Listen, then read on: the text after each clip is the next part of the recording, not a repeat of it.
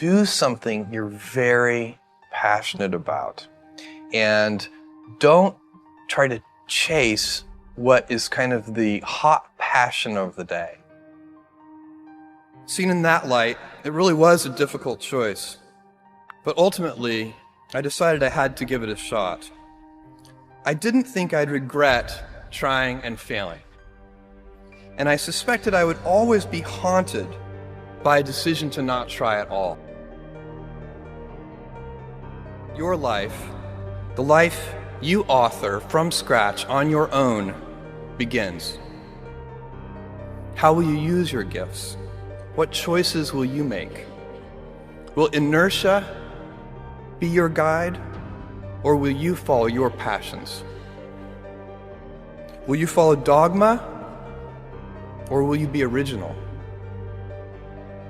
Will you choose a life of ease, or a life of service and adventure? Will you wilt under criticism, or will you follow your convictions? Will you bluff it out when you're wrong, or will you apologize? Will you guard your heart against rejection, or will you act when you fall in love?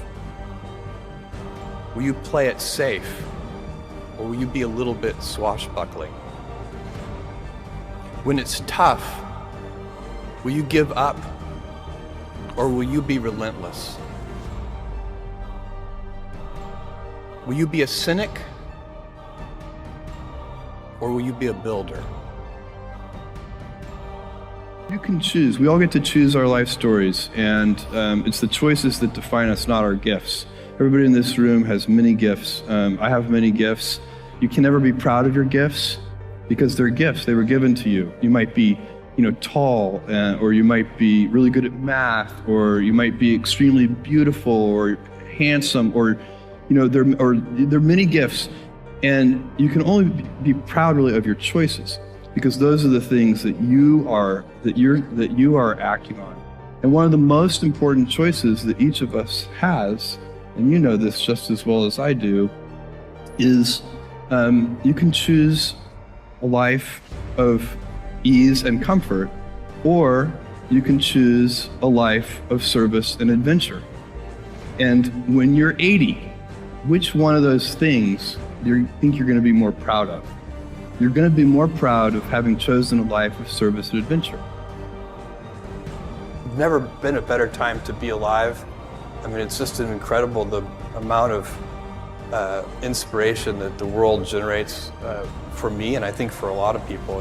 It's insane, the amount of change and invention and opportunity.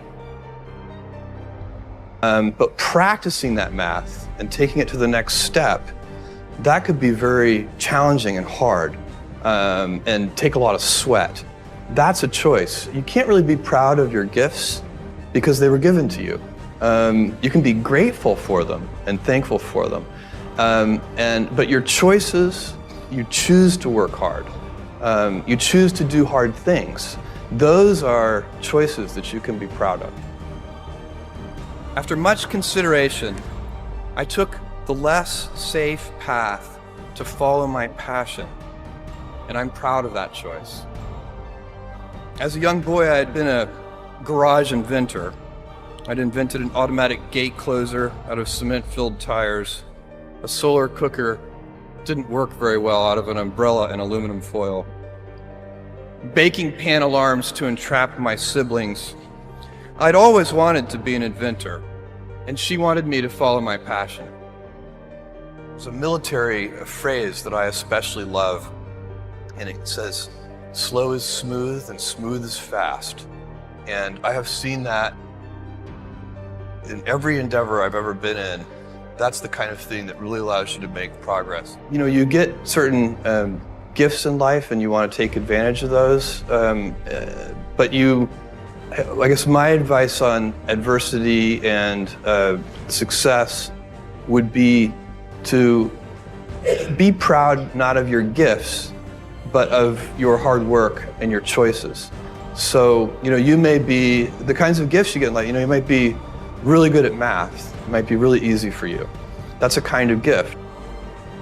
Will you be clever at the expense of others? Or will you be kind?